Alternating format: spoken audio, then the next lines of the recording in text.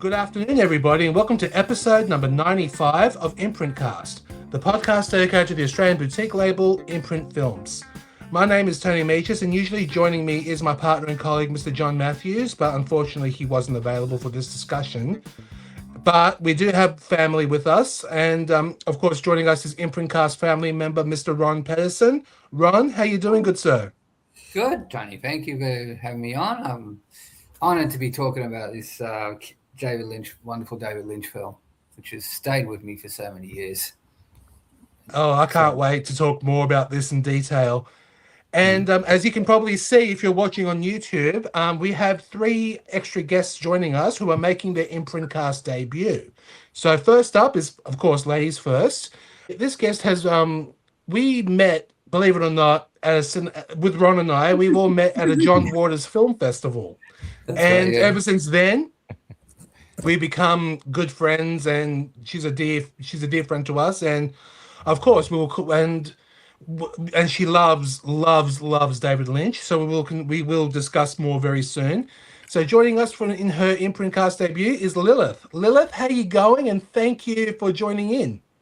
I'm doing very well. I'm very happy to be invited. Never done anything like this, so I'm like a little nervous, but I do love Heart and I love David Lynch. I even got this beautiful tattoo, and I have the Eraserhead one that is beautiful.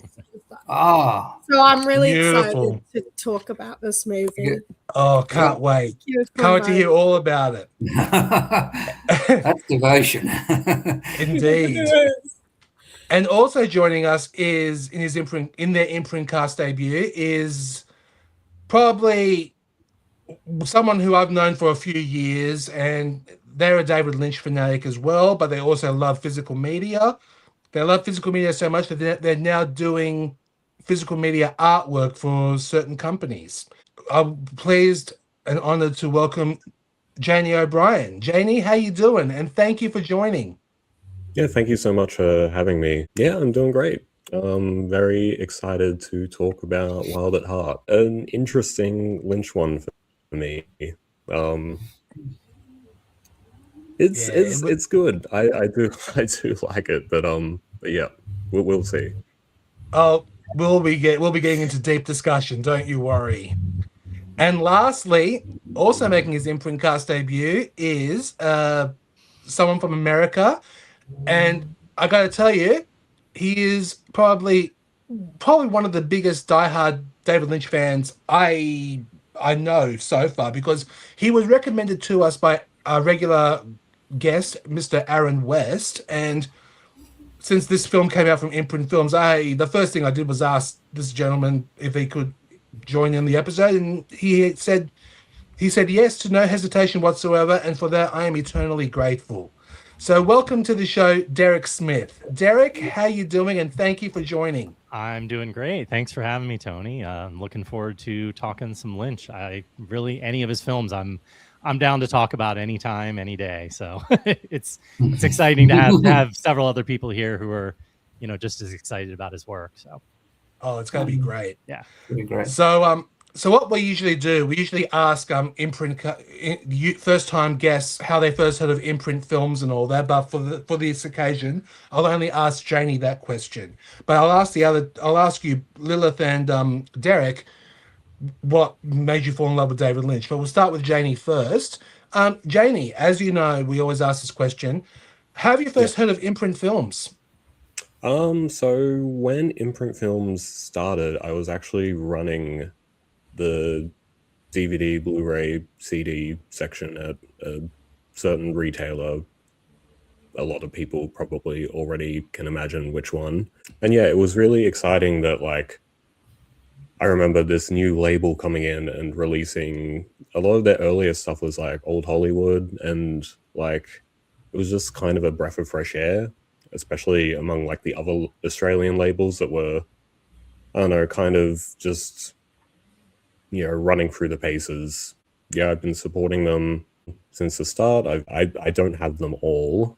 I'm not it's not that intense for me, but yeah, I do have quite a few of them. So yeah, that's okay. And now the big question: how did you fall in love with David Lynch? What attracted you to David Lynch's work? Oh, so I was so I would have been young, like probably late high school, just out of high school. I was staying at my partner's parents' place a lot, and their sister had the entire collection of Twin Peaks on DVD, like the old release. And yeah, just seeing those covers and yeah, I just went through that, and then I just went through it again. She also had the short films of David Lynch collection, which kind of just weird stuff like that was just like, I don't know, it was just like catnip for me at that age. So Well, that's a good way to describe it. I like that. it became very serious very quick, and yeah, it's since then it's just, yeah, he's always been one of my biggest creative inspirations, not just in terms of like obviously my illustration work, but just creative thinking in general. That's great. Thanks for that. Now, Lilith, we met at John Waters Film. We met at the John Waters Film Festival. Ron and I, we met you there, Yes, great. and we know, we know you have a love for film in general, but you do have a specific, passionate love for David Lynch. Can you please explain to us how you first got into David Lynch's work? So, I had heard of Twin Peaks and stuff because there was someone I followed online who talked about films, and she was a big Twin Peaks lover. And so that like made me aware of its existence. But the moment I would say I fell in love was when I was at, so this is quite fun. I was at a secondhand like music shop, and they had a Twin Peaks soundtrack CD, and it was cheap. And I'm like, I don't know why. I'm like, well, I heard this show, and I've heard like it's really good music. I'm like, I'll grab it. It was like dirt cheap. It's like $2 or something. And then I got home and I played it, and like it was like the music that it made me fall in love with that world before I'd even stepped into it. Like I heard the famous theme song that plays in the intro, and then there was Laura Palmer's theme song, which is always such a it's such an emotional piece. Like every time, like I think we all agree, every time we hear it, we just feel it in our hearts, like especially that like the climax where it goes like up, up, up, up, up, and it's just like makes you emotional. And then that's what made me decide, oh, I need to see this show. And I watched it. It was when I was visiting family in Coffs. That's when I like properly got into the show. Played because my foster mother, she was like, oh, I remember Twin Peaks. Yeah, let's watch Twin Peaks. And we all watched Twin Peaks in the living room, and it was just such a like a beautiful time. It was just, we were all so like emotionally invested in this story, in this town, its people, while like looking on in wonder, like Dale Cooper and his obsession with the Douglas firs and stuff. And yeah, I think, yeah, it was like that soundtrack, that CD was the stepping stone for me. Oh, lovely. And Derek, you've done a course on that, well, at least you've done one half of a course on David Lynch's filmography. Would you be able to explain to us how you first got into David Lynch's world? Yeah, so I had first seen The Elephant Man, which I loved, but I didn't really fully fall in love with him until I saw Mulholland Drive when it first came out in the theater. And it really just hit me like no other film had before that point in my life. And I was pretty much obsessed with it for the next like 6 months to a year. I mean, I saw it probably at least like 10 times within like a year of when it came out. I was on like, you know, the message boards, like talking about it. And it was one of those films that just made me want to dive into all of his other films after that.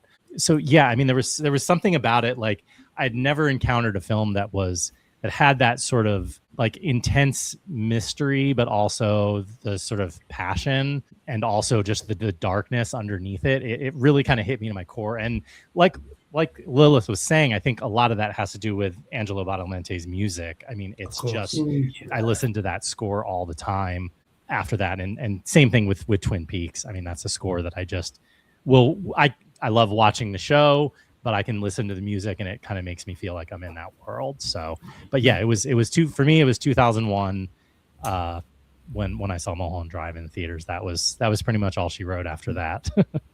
Yeah, it's amazing. Like Ron, I would ask you, but already done Ron and I and a few other guests, we've done a director focus episode dedicated to David Lynch. You can find it on our audio streaming services on Spotify, Apple, and Spreaker. It is a 6-hour conversation, so it is but it's spread over 3 episodes, so it is quite long, but we're David Lynch diehards here, and this is the perfect panel to discuss this particular film. Now we're discussing a film from this recently released box set from Imprint Films called After Dark Neo Noir Cinema Collection Number 4. But the main film we're going to be talking about today is David Lynch's polarizing Palme d'Or winning classic Wild at Heart. Can I talk to Lula? You are not gonna see him ever. Black Hill. I'd go the far end of the world for you, baby. A man can't ask for more than that. You move me, Sale. You really do. You want me to shoot Sailor in the brains with a gun? Uh-oh.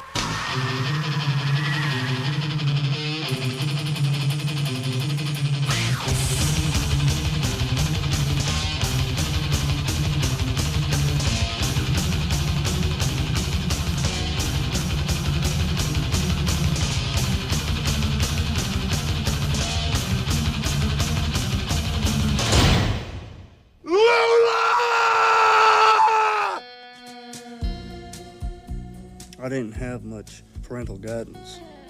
Baby, you better run me back to the hotel. You got me hotter than Georgia asphalt.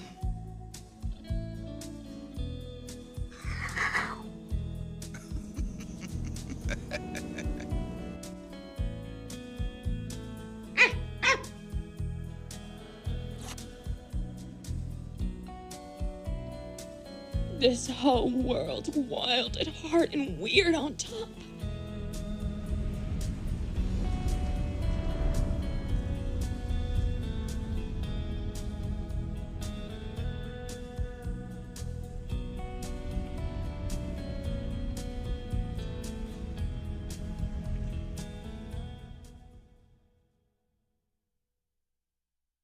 Oh boy, Ron, when did you first see Wild at Heart? I'm looking forward to hearing your story on that one. I saw it the opening Friday. So in Australia, I don't know if it's different in America. We open on Thursdays, the new films. So I had the roster day off. I was public servant at the time, so I said, all right, I'll take roster day off Friday. I went into City to see it. I didn't know what I went in completely blind. I didn't want to know anything. I read a lot of interviews and everything. And it really burned a hole into me, just like the opening credits of All the Flames. And the head bashing scene at the beginning, I thought, oh my God, what am I in for? Yeah, this is going to be wild. This is going to be crazy. And it was crazy in Blue Velvet in a lot of ways. It's got a manic energy to it. It's its own beast, a cinematic beast in its own way. And I was so impressed, I went out and bought the poster straight after the screening. It was the poster shop across from George Street, Sydney. And I got on video, watched it numerous times. I saw it twice with Blue Velvet as a double at Valhalla. And I watched it again with my brother, whose girlfriend, who became his wife, was very offended by the film. But like I said before, I'll mention it now for the podcast, the Sydney Morning Herald reviewer called it a candy chocolate with a cockroach center. That's how he described Wild at Heart. I think it kind of is. It's sweet, but it's got this disgusting little dead roach in the middle. And, yeah. stays with you. This movie, it really does. It's if I had to summarize in one sentence, a crazy road western romance thriller, noir thriller. Yeah. So, but I don't even think it does it justice. No, true. Like myself, Ron, and Lilith, we all went together. We went to a cinema in Newtown, and they had a 35mm screening of Wild at Heart, and we all went and saw it. We could not miss that opportunity for the world, and That's great.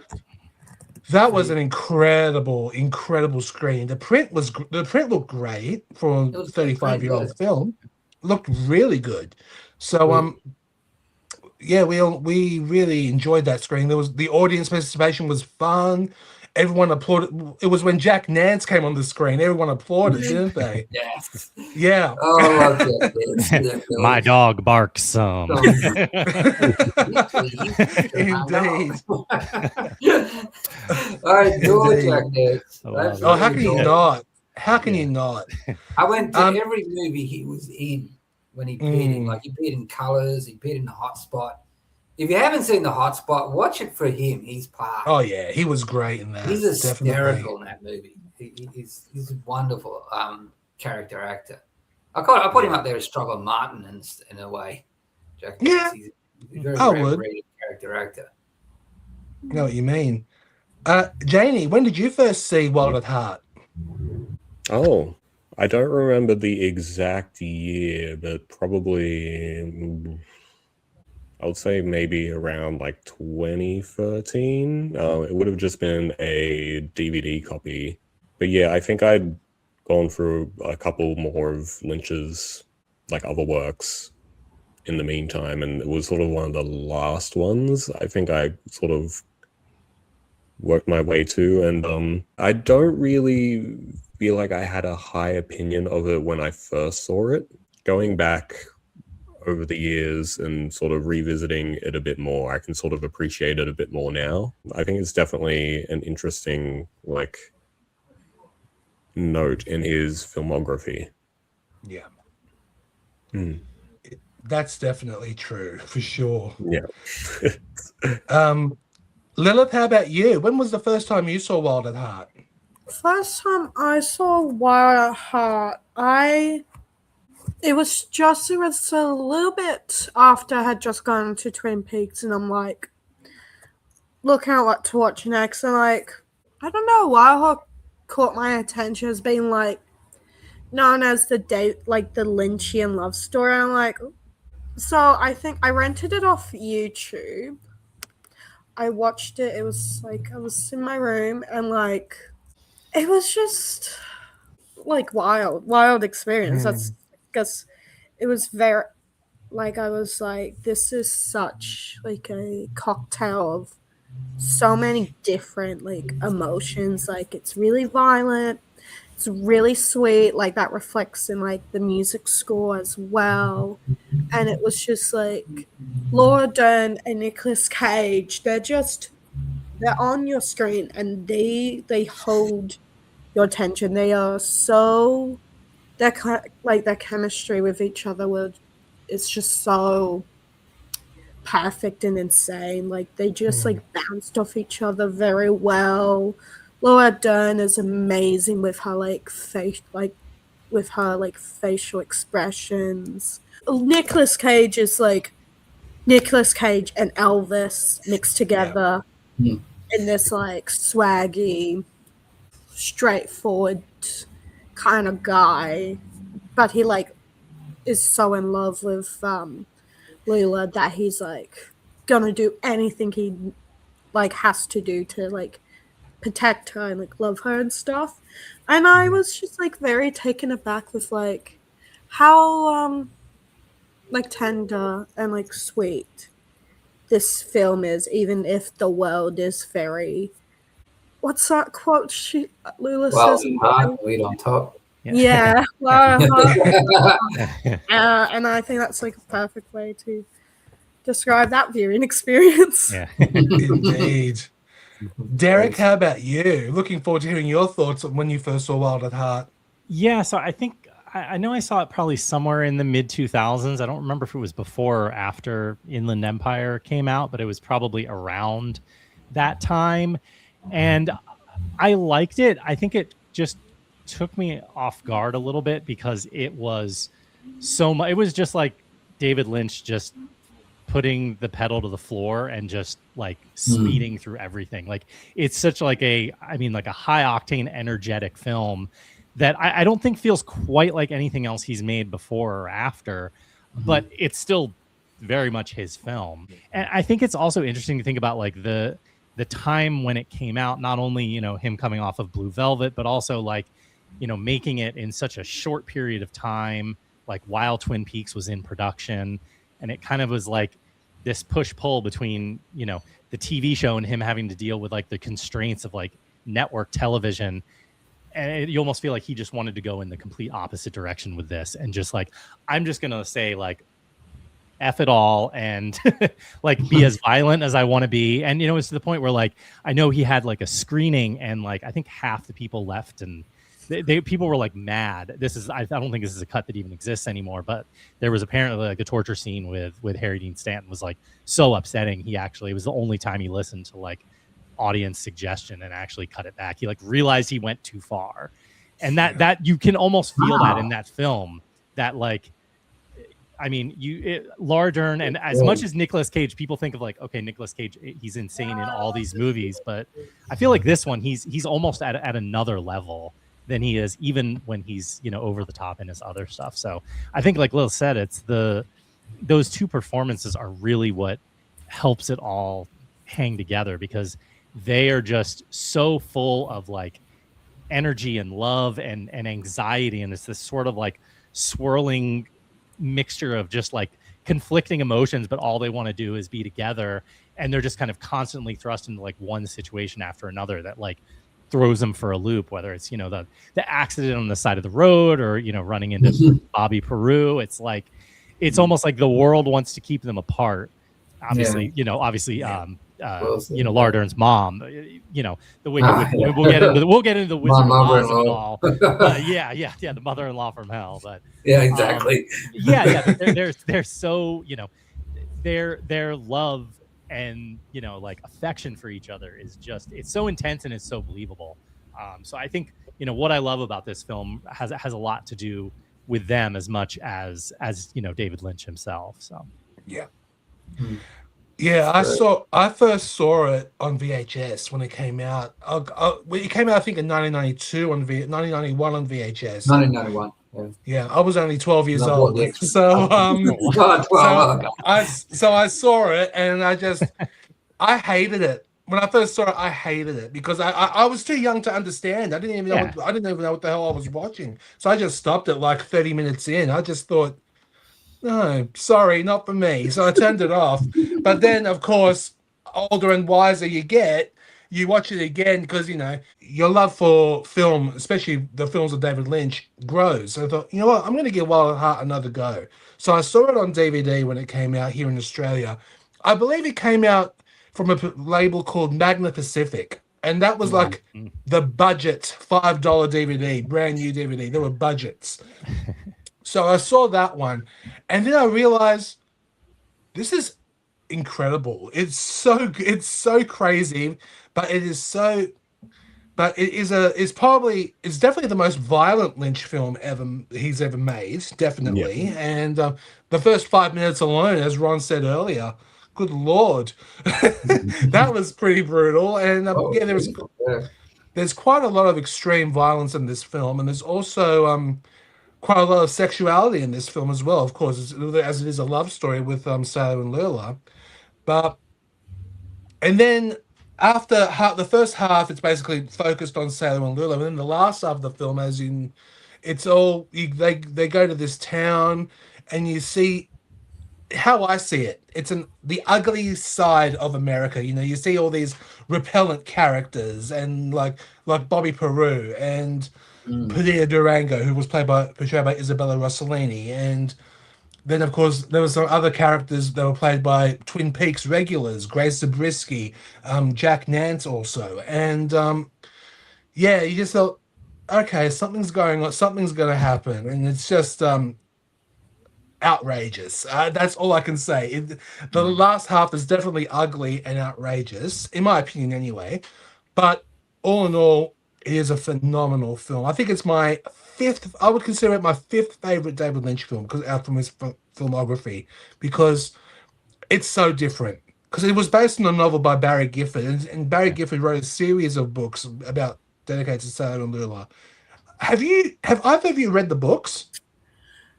No, but it is something I do want to get my hands on. Yeah. Yeah, eventually. Maybe I'll try and get someone to get me. Because he wrote the book for Lost Highway too, didn't he, Barry Gifford? He wrote Lost Highway was an original screenplay. He co-wrote it with David Lynch. We co-wrote it. Okay, yeah. I co-wrote it, yeah. Yeah, and I know that the books are kind of hard to find, but believe it or not, the audio books are actually available. So, yeah, if you want to listen to it, there is one. I'll just say it. I don't know. I'll just say it. Yeah, on Audible, there is you can purchase all 7 volumes in one. So the whole thing in one go. So yeah, if you want to hear the books of Barry Gifford's story of Sailor and Lula, of course there's Wild at Heart. There's also Perdita Duranga. That's a separate novella as well. So that's all included. This film is just nuts. So that's the only way I can describe it. It's nuts. But you cannot deny the power of David Lynch in this film. His presence is everywhere. So Derek, as we mentioned earlier, you have taught an online course of the first half of David Lynch's filmography. Where do you categorize Wild at Heart? I mean, kind of like I said earlier, it really, and like you said, it's really like nothing else he did. I mean, I think a lot of people talk about the Straight Story being kind of the outlier in his filmography. I feel like this one is almost equally its own thing. But I mean, I think it's interesting because I think Ron mentioned that, it has some similarities to Blue Velvet. And I know when I was doing research for it, someone had kind of also compared it to Eraserhead, and was saying that Henry's sort of anxiety in dealing with the world in Eraserhead sort of propelled him like more and more inward, more and more in his own mind, in his own heart. Whereas in Wild at Heart, it's almost the opposite. Whereas like Sailor and Lulu, like their anxiety is just like exploding towards the world around them. So that kind of helped me, just sort of connect it to some of his other films. I thought that was an interesting way of thinking about it. And, again, like with Eraserhead, it's so much, I mean, as the only American here, I mean, it's just interesting because he's dealing with so much of America and just the ideas of Americana, whether it's, visual iconography, American films, obviously Wizard of Oz here, it also just the sense of like, Eraserhead was inspired by his time when he was in art school in Philadelphia, which, he basically said was like the most like just full of fear and anxiety and all that, which is kind of where Eraserhead came from. And it's interesting to see, Wild at Heart coming out, the LA riots were in like 1992. Now I wasn't living in LA then, or obviously before that, when Wild at Heart came out. I was on the East Coast of the U.S. at that point. I was actually outside of Philadelphia, the city that he hated so much. But it is interesting to see him kind of pulling from the real world and just sort of like really the anxiety and tension of that city, just sort of like at a slow boil that was just kind of increasing until it kind of exploded like a year after the film came out. I think one of the things, the more I kind of read interviews with him, he's not opposed to, drawing on his experiences in the world around him. So, he'll take a story and then something will happen, or he'll pull, an idea or an emotion from, whatever's going on, even during filming, and just kind of like, okay, we're going to, veer here and take the film in this direction. Like he's such an intuitive filmmaker. And I feel like you feel that in Wild at Heart. I mean, one, it was shot so quickly and written so quickly. So you almost have the sense that like he's just kind of feeling his way through this film. Like, some of his other films, he took a really long time and was really careful. And this one, it's almost like he was in that like Sailor and Lula mentality of like, we're just going to go, as fast as we can, as hard as we can, and like not look back. And I think that really comes through in the film. Yeah, indeed. Have either of you seen the documentary Lynch Oz? Yeah. Yeah. Yeah, there's a documentary that's released. It's basically about David Lynch's obsession with the Wizard of Oz, and that's about it is a fascinating one. And of course, this is basically Lynch's extreme R-rated version of Wizard of Oz in a way. Like, but it is a fascinating documentary. I highly recommend. Yeah, if you give it a go, if you get a chance to see it, it's really good, very worthwhile. Ron, what did you think of Lynch Oz when you saw it? I loved it. I was expecting it to be an analysis of Lynch movies and Wizard of Oz references, but it turns out a lot of films are Wizard of Oz stories, like Back to the Future. It's a classic example. Yeah. He wants to go back to his time. And another great one, a reverse Wizard of Oz, was Danny Perry review of The Man Who Fell to Earth. He can't go back. But he's got these magical powers. It is in reverse. I was surprised they didn't go into a lot like the deleted scenes of Blue Velvet, for example, which are great Wizard of Oz references, especially the rooftop scene. Yeah. I remember there was a Video Watchdog magazine that brought out every single deleted scene from Blue Velvet. Apparently that was missing. And there was one that didn't appear in the extras. Of course, it was the where it was suggested that Frank raped Kyle MacLachlan's character. Yeah. Lipstick written on his legs, F-U, on it. And there was another deleted scene, talk about Wild at Heart, where you talk about test screening, Derek, where everyone was upset. No, upset also where Bobby Peru beats up Nicolas Cage during the robbery. And there was a massive, and people got really offended by it. And I said, "Oh, why have that? Well, this doesn't make sense. So he's got to do a robbery, beats him up, and then he runs out and blows his head off." So they cut out the whole beat-up scene, apparently. And this was what Nicolas Cage saying in an interview. Even Willem Dafoe said this in an interview at the time in movie magazines. They both confirmed this, and they thought the scene was great, but because it was the only film he ever test previewed, I understand. Is that true? I think so. Yeah. Because it was a commercial film, and he might have test screened Dune. But God! Yeah. So, but that's a different story. Yeah. yeah, that's a different bit. I know he didn't test screen Blue Velvet. I know it just hit the market. No, he had Final Cut. I think after Dune, he was like, I'm getting Final Cut. That's it. So. Yeah, that's it. And he still pretty much gets Final Cut of every film he did anyway. Yeah. So, and it's funny how there were always this talk about these deleted scenes and whether they were going to change the movie or tone or whatsoever. With it, but I love it as it is. I don't think it adds any more. I've seen the Blue Velvet extras. It doesn't need it. It's not. No, I agree. As well. So the same with the Wild at Heart deleted scenes. You don't need them. They're fine. No. He cut it very well. So I'm fine with that.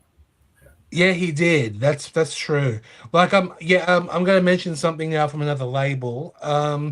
Because this is the third David Lynch film that Imprint have released after Straight Story and Dune.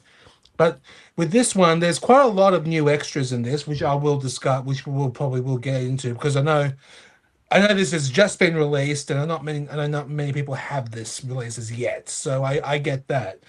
But there was also a release from Shout Select, and that includes the 75 minutes of deleted scenes in this release.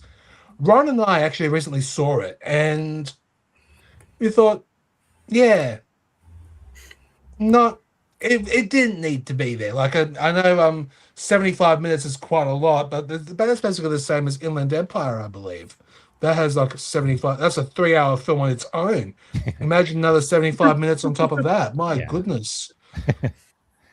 Yeah, and I think Janie, you saw the deleted scenes, haven't you, on YouTube? Is that right? So I watched some of them. I was kind of interested because I didn't realize how much was actually cut out. I think one thing I noticed on my rewatch I did in preparation for this was how bizarre and sort of all over the place the pacing and editing is in the first half. you're constantly jumping back and forth between like all these different characters, all these different scenes. We're flashing back, and I was like, I looked up the scripts to see was it written like this? Is this like what they intended? And then I was like, okay, so they've done the same thing with Blue Velvet, where they've basically shot a 4-hour movie, and they're like, okay, we've got to cut it down to 2 hours.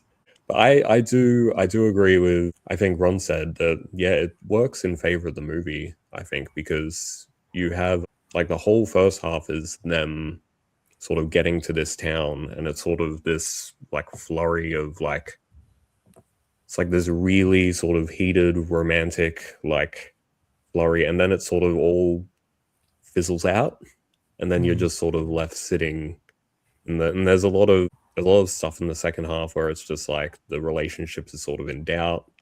It's the fire's sort of burnt out, and yeah, because I think when I first watched it, I was like, why are they doing this? Like, what's the point? But I think it does really work. Yeah, in favor of the film. It does. Lilith, have you seen the deleted scenes from Wild at Heart or no? No, I haven't. No, I haven't. Okay. No worries. So I'm like, oh damn, maybe I should have. Oh, it's okay. No worries. No, it's there. You can see them on YouTube. That's no problem. But I don't think all 75 minutes is on there, so that's okay. But so, Derek, what about you? I know you no doubt will have seen the deleted scenes. I've seen some of them. I haven't actually seen all 75 minutes. I've seen the deleted scenes from Blue Velvet, and then, of course, Twin Peaks: The Missing Pieces. But yeah, I probably should have, but I never actually sat down and watched the whole 75 minutes. But yeah, I mean, that is kind of the impression that I got, that it doesn't really feel like any of those scenes were necessary to the film, and he kind of cut them for a reason. Yeah.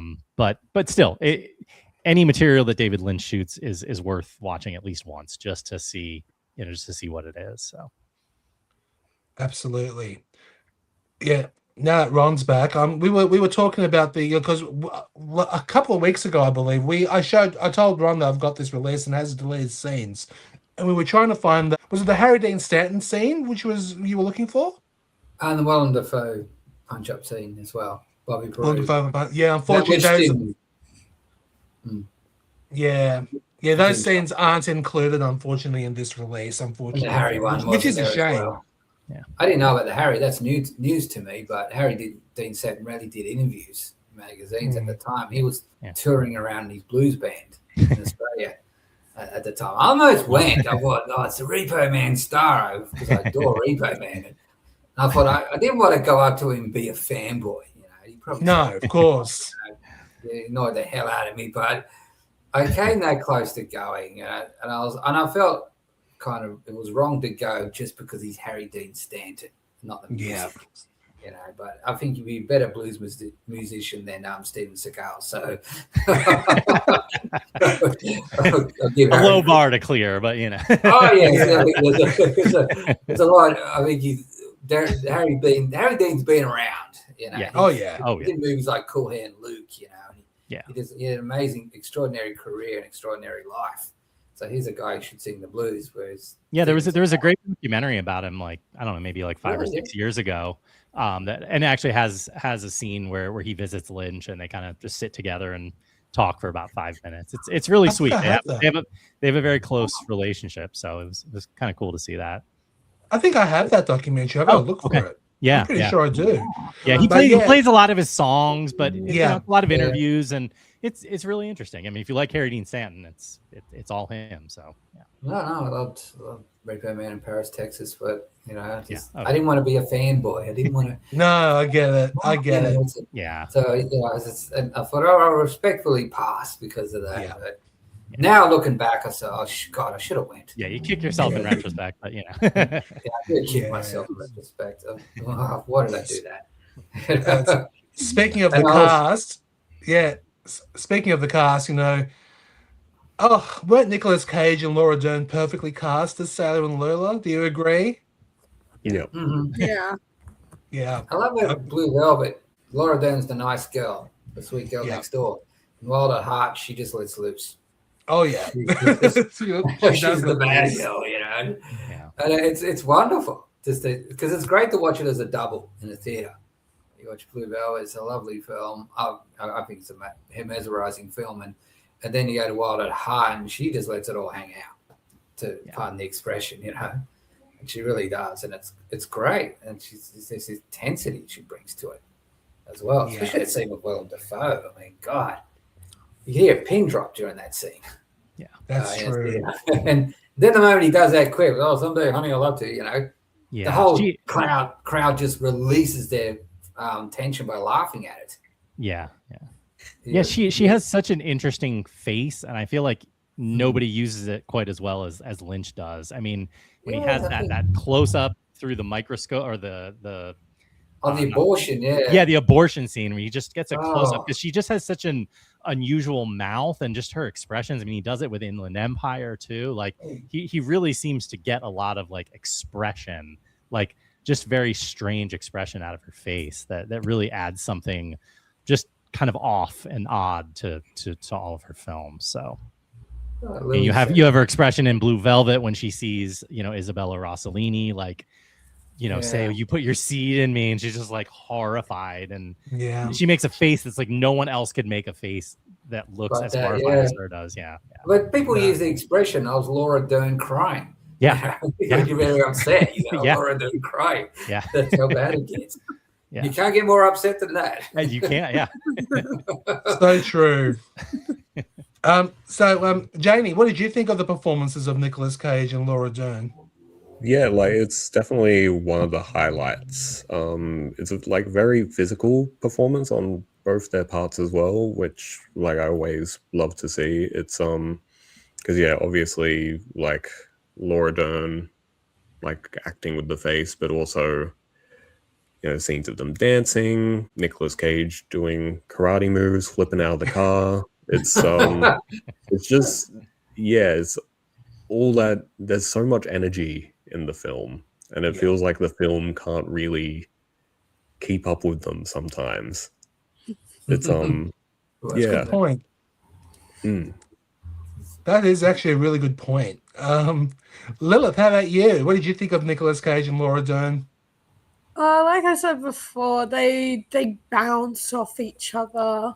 They're just so energetic, and they both reach like with Nicolas Cage being an Elvis kind of person, and Laura Dern being maybe would groupie be the right word? She's a fan of Sailor.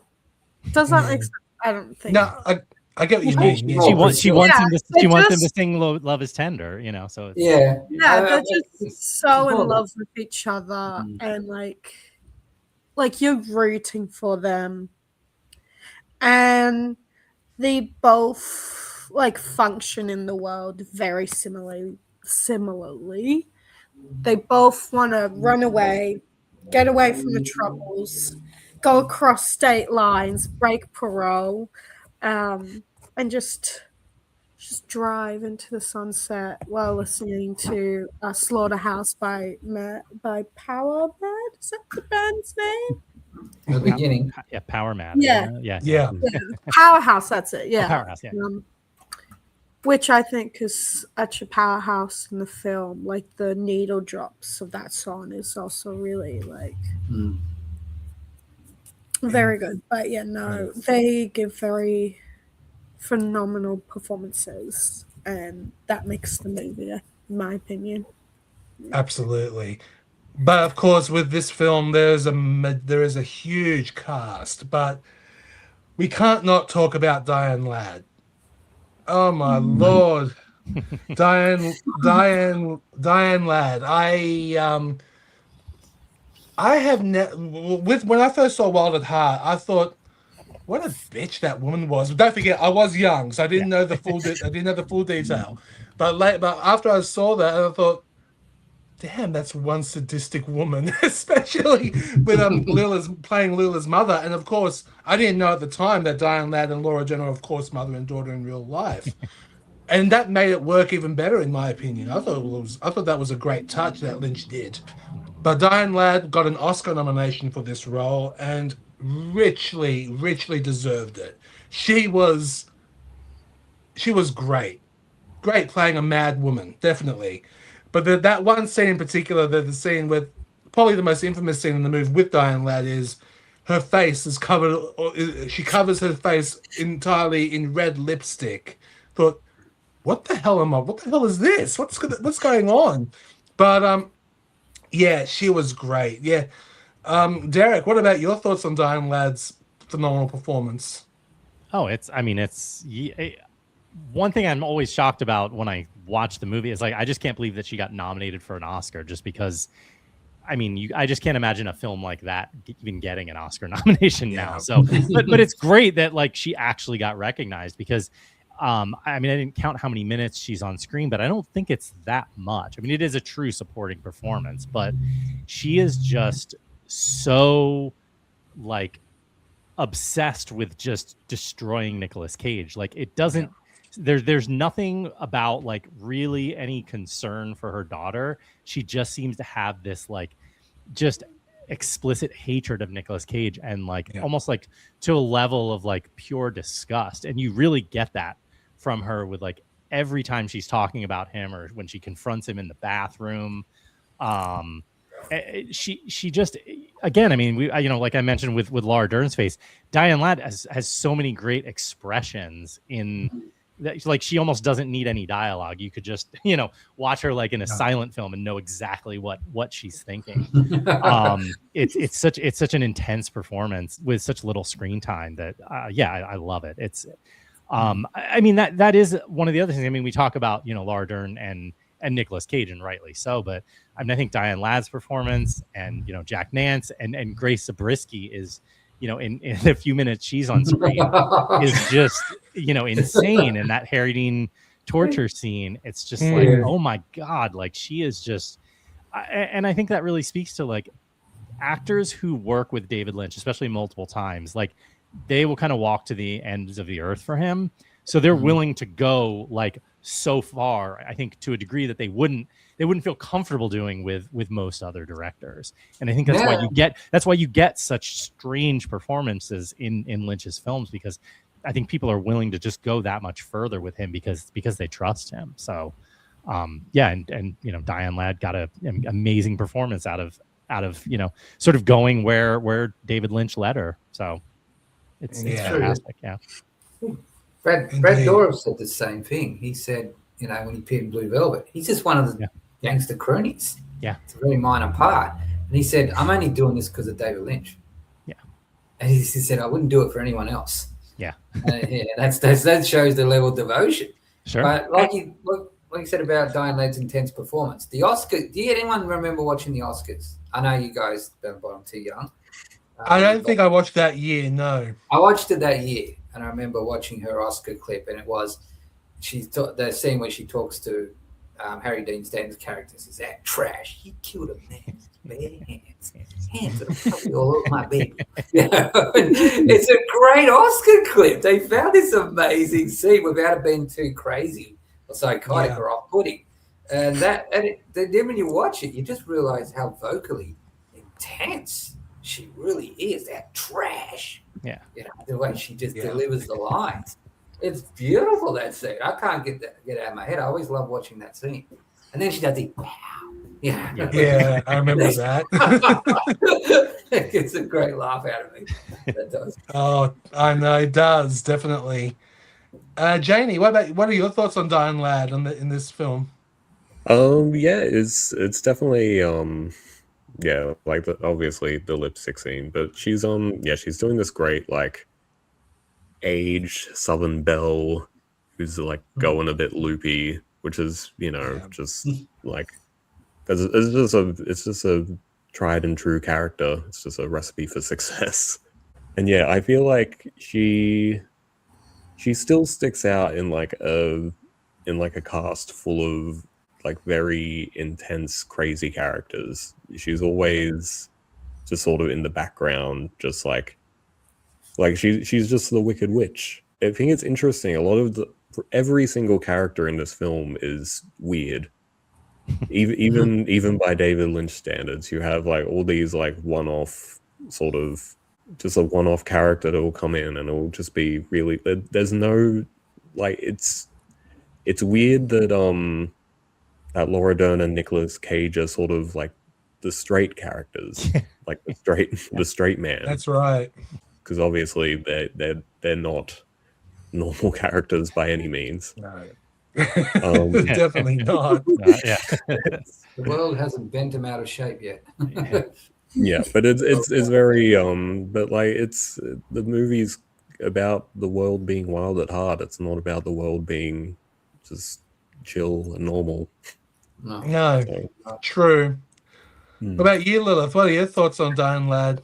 I did try taking notes, but then I got really absorbed in the film that I was like, I'll take notes later, which I didn't. No worries. I was like, oh, I gotta go to sleep and go to work. But I noticed like not the very first scene, but the scene following, I noticed like throughout the film that she drinks a lot.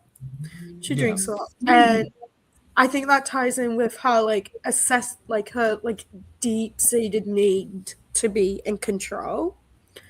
Even if she's like the least like in control person. She's like a great manipulator. She's like two-timing these two guys essentially, and she's like tries to be sweet with Johnny Farragut. Yeah, she's like, get rid of Sailor for me. And how Ron, you mentioned her like her vocals, that remind me of the bathroom scene where she's like, why would I let my daughter with someone like you, kid? You are a piece of POS. SHE. You belong in one of these toilets. That's right. And that's always something like she's just, like when she like tries like drops the weird facade of her being like very sweet woman that needs protection, a concerned mother of Lula. She's very vindictive and very rough. She's a very rough character. Yeah. She's like a rock with a bow on top. Yeah, she's like a rock, very sharp, rough rock with a bow on top. And she's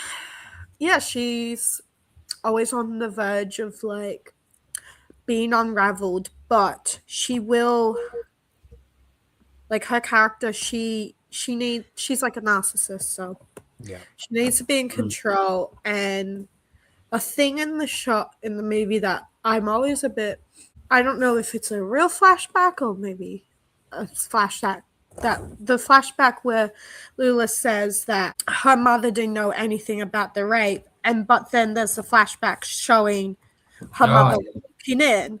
I always wonder if that's like something that Lula wished happened or if it did happen, because it's also implied that he got killed off or something. So that's always something that like always wonders, because like she definitely cares for Lula, but it's maybe more she like has she lives through Lula, and Lula is not going the way she should be. Like she has this particular vision in mind, and it's not the way it's going. If that makes sense. Yeah, well, parents do live off their kids, live through their kids. It's quite a cliche in that way, but I mean, hers is more obsessive than others. Definitely, just a tad more obsessive. More obsessive. Let's put it lightly. Yeah, I know what you mean. Yeah, but yeah, with this film, there's supporting characters. There's quite a lot of them, but there is one that I can't. Because I just watched the film last night again in preparation, and I can't help but cringe every time I see that. Every time I see his smile, especially that close up at the back. I'm cringing right now thinking about it. But Willem Dafoe, he was phenomenal. phenomenal as Bobby Peru. And like, I thought I'd seen ugly characters, but this guy was probably one of the worst. He was such an repulsive character, and Willem played it to a T. I thought he was brilliant. But yeah, those teeth. I'm sorry, I can't stop cringing about that. It's just wrong. So Derek, what did you think of Willem's performance in this one? I mean, his performance as Bobby Peru is I think one of the best parts of the film too. It's I had forgotten when I rewatched it earlier this year. I watched it again last night. But I had forgotten. I mean, I think it's like an hour and 15 minutes into the movie before he shows up. Like, because he's just such a memorable character. I was like, oh, he's probably going to show up in about 40 minutes. And it was like, no, he shows up pretty late.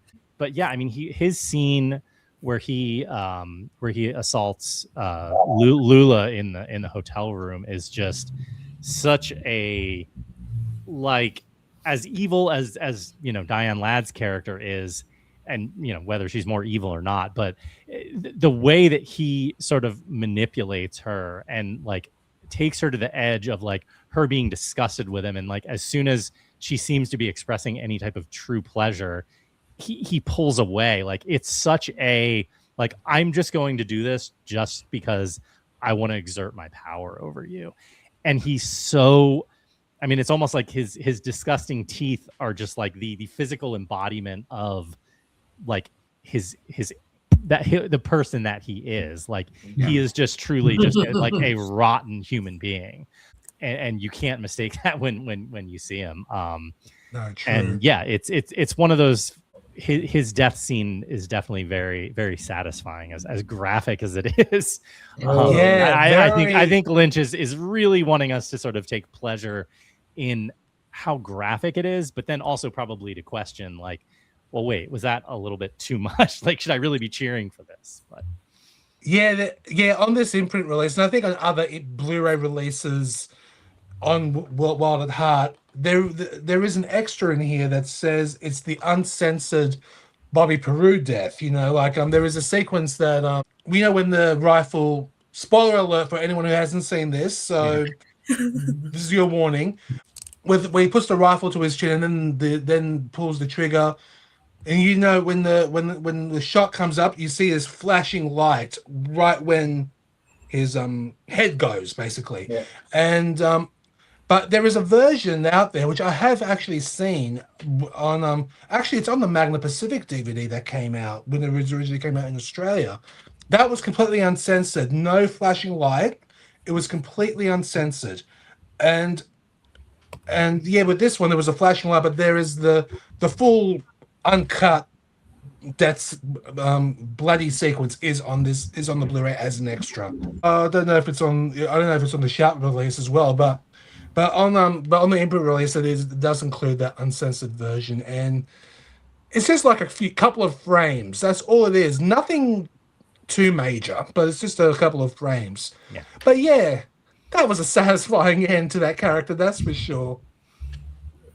Yeah, it is very much like Frank Booth's death in Blue Velvet, and I think I actually just saw something online not that long ago about how like Lynch was obsessed with getting an actual human brain to use on the scene after Frank Booth gets killed. So they actually somehow secured like a human brain and broke chunks off and just kind of threw it on the ground next to him. Like he really wants that sort of like visceral, like truly visceral, like as real as you can get.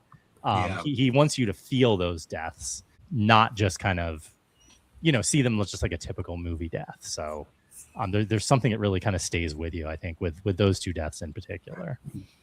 Yeah, true. Janie, what are your thoughts on the repulsive Willem Dafoe?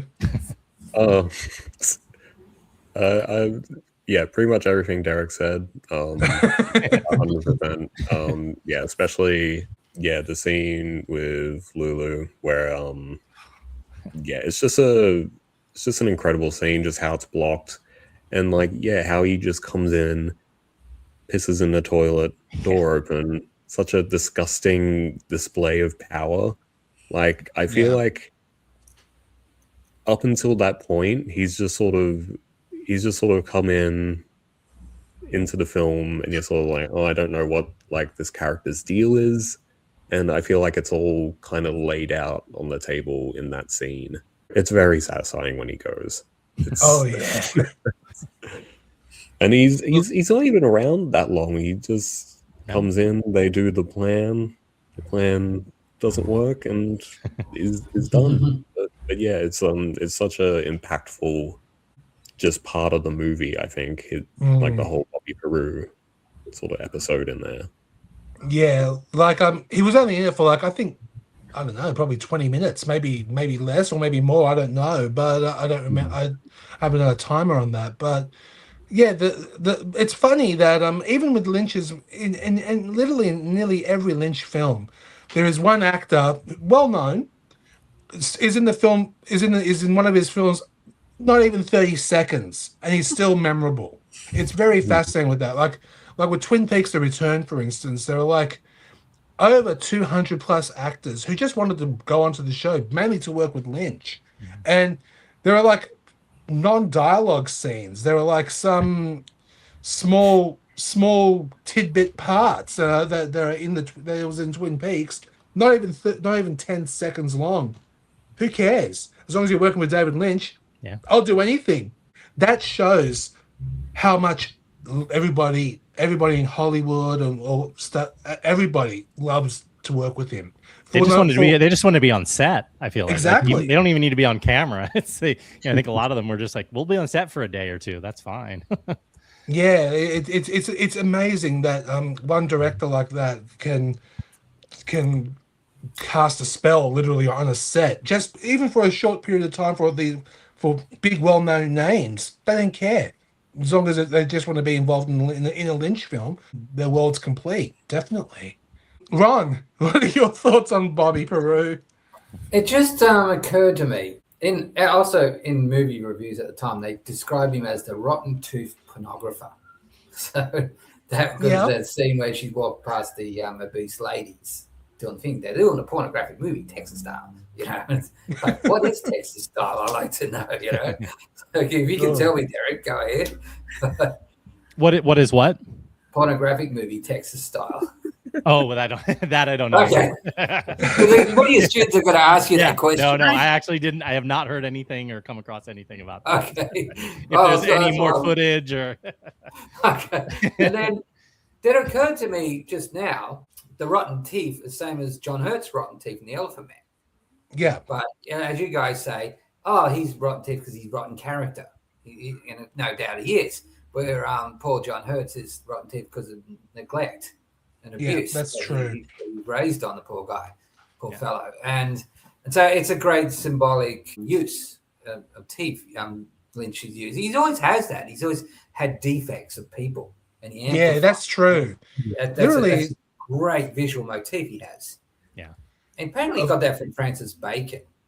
I think so. Yeah. Because I think the Grace Zabriskie with wearing the boot and the cane.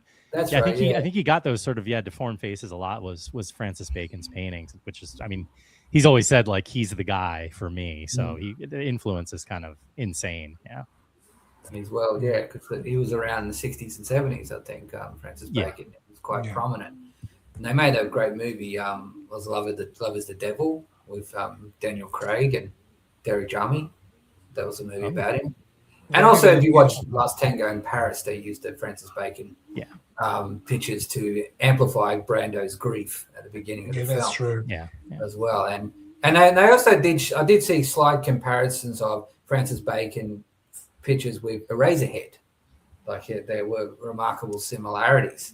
I saw with The Return too, and I was like, oh wow, like the box in the episode 1, like so many things he just pulled straight from. He pulls from it, yeah. And I always loved how he seems to amplify, like I said, the deformities. He doesn't use it as something to be shameful of. He shows it as something that who people are.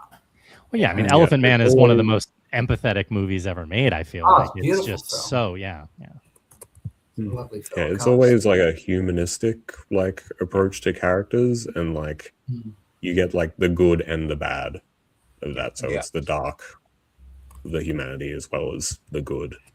Yeah, and he does that with the recurring motif with the teeth or whatever, or the June is a great one with the the boils on the face. Oh yeah, that's another one. Yeah, Into the core. And I remember watching that as a kid on video, and it made me cringe. I had a tough time sitting through that movie in parts.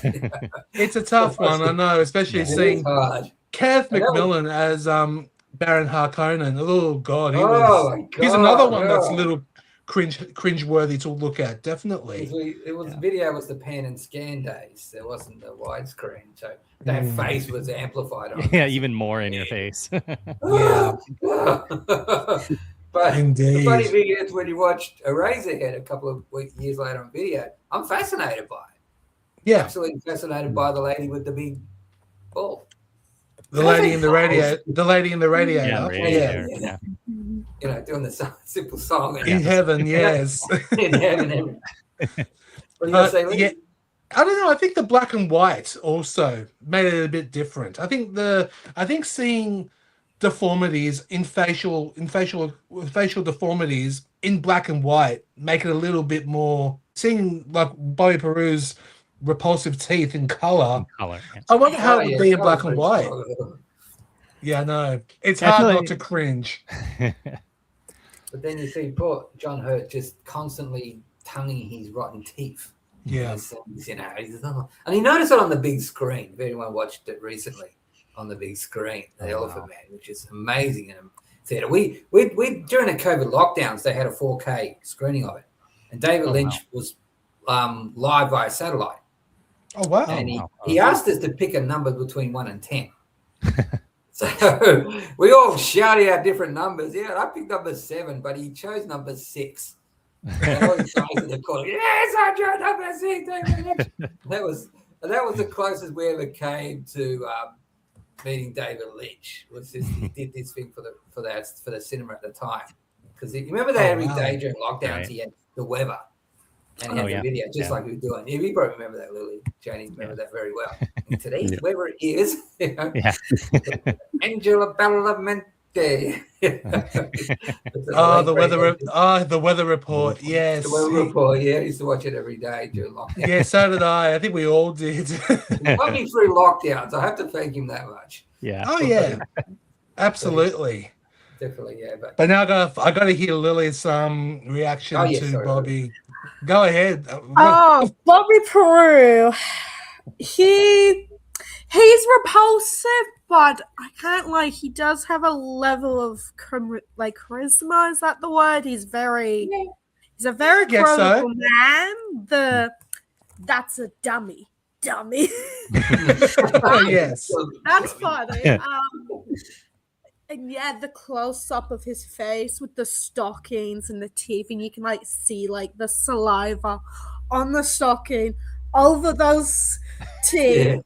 Very Will Dafoe, he's played so many characters. He really melts into the characters, but when I see him as Bobby Peru, I actually don't recognize Will Dafoe. He looks, I think it's the teeth. He looks so different. He looks like he's aged 50 years. He looks really he looks like a lizard. As this character. But that scene where in the motel room with Lula, you can smell the vomit. Well, you can't smell the vomit, but it's very putrid. And I think back to the fact that Lula, she's been hurt by a lot of people, a lot of men. She was raped at 13, and 7 years later, she's practically back in the same situation with this Bobby Peru guy. And Sailor, he's nowhere to be. He's nowhere near. He's can't hear what's happening. She's completely alone with this man, and this man is a very bad guy. Yeah. You get scared for her. He's so imposing. That scene where Janie mentioned about the fact that he's taking a piss in the bathroom without closing the door. he just barged right in. It's like, oh, I'm using your bathroom. Not even asked, just I gotta go pee. and then she's like, okay, you can leave. And she's like, he's like, no. Actually, I don't think he flushed the toilet. So then, Probably not. Yeah. like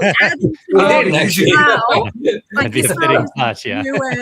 And then her vomit, and it's in this really run-down motel in this run-down town. Like, I can imagine the smell was suffocating. And then Bobby Peru is a suffocating character. You just like, was it you, Ron, who said, Derek, that said that like you could hear a pin drop before? Oh yeah, during the scene where he's making it's just very it's like definitely the scariest scene in that movie, along with the torture scene. Although actually the torture scene, it's scary, but it's kind of like you're like, what's happening? But so it's kind of like it's confusing. But this one, you know exactly what's happening, and like you're hoping it doesn't happen. And then so it's like emotional torture instead of physical torture, which is almost worse. Oh, and then he's like Saranara, and like Laura Dern's just like Lula's just like emotionally broken. Like she's stuck in this terrible town. She's pregnant. The financial situation isn't good. Sailor's a bit all over the place, and you know she's far away from home. And then we get that shot with her clapping her shoes to go home. It's a very Halloween scene. It is. But with Wild at Heart, there was also another character who isn't in it as long as we mentioned.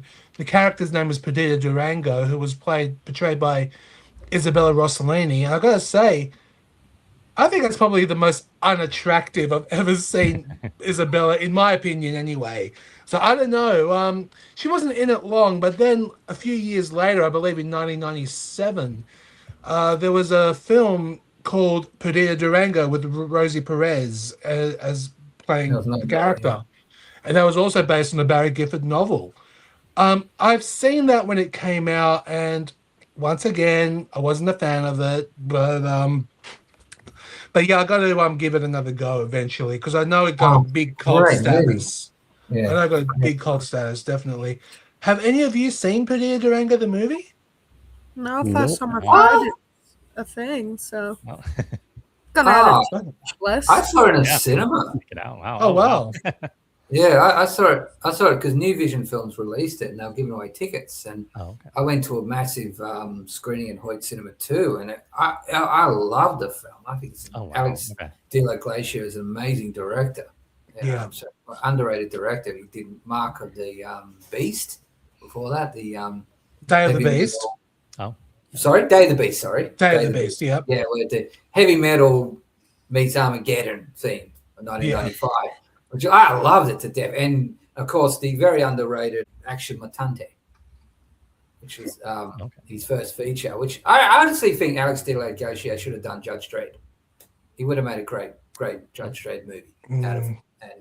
And Perdita Durango, I feel, is a very underrated film. But, you know, when I saw Wild at Heart first time and had the character, I thought, what was she trying to do? Trying to portray a Hispanic woman.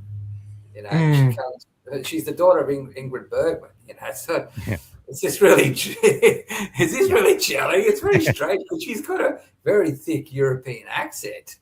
True. And so I think it's meant to be, like Lily touched on, kind of disorientating in a way. I don't know if is this all real or not. I can't say surreal because it's an overused word describing Lynch. You know, but to say disorientating, he does that very well. He throws you off. He's making you question what you're watching. So it doesn't have to be violence or gratuity or whatever. It's just how the characters appear. And it's often life is like that. We get thrown off all the time by something. But it's an interesting character, Perdita Durango. Although I feel she's just token wife in some way. Yeah. That's what I thought. Absolutely. almost a trophy wife in some way to Rose character. How are they together? I don't know. You know, what are they really a genuine couple, or they just knew each other? What do you guys think? I thought they were a genuine couple, personally. I think so. What do you think, Derek? Yeah, that's kind of how I read it. That she seems to, the fact that he was like, we both agreed that, if the hit was put out on me, like you would, or each other, we would, like, they had this really strong agreement, which makes it seem like they made when they were in love with each other, or they were a couple, or whatever. Right, and then, it seems like she's the spurned lover, but it's kind of left up to your interpretation, I feel like. But that's how I've read it in the past. Yeah. True, but also I believe at the same time in real life, I think David Lynch and Isabella Rossellini were kind of splitting up at the time in their personal relationship. Yeah, because they fell in love during Blue Velvet, and yeah. I think they broke up like not long after Cannes when they won the Palme d'Or. So it was already in trouble, I think, during the filming. Yeah, true. There's also one more character, another small role, but of course she's huge in the Twin Peaks world. Cheryl Lee playing the Good Witch. Then I thought that was a very unusual ending because it is David Lynch's Wizard of Oz. Yeah. And how did you react, Lilith, when you saw Cheryl Lee for the first time? Well, first things she's right here. I was over the moon. I was like, and actually, it was just. Shirley has such a very affectionate aura around her. Like, she's like, when you watch her on screen, you can't help but feel like endeared by her. Like, she's very like soft-spoken, especially as Glinda the Good Witch. And when she shows up to Sailor to be like, don't be a deadbeat dad, go back to your lover and child, please. She's a lot nicer than I do, but it really added to like so much of like the magicalness to this film. Really hammered home the Wizard of Oz, and her line that she says to Sailor, like, as like this magical music. Actually, I took a listen to the soundtrack. I believe it's actually from the Wizard of Oz soundtrack for The Good Witch.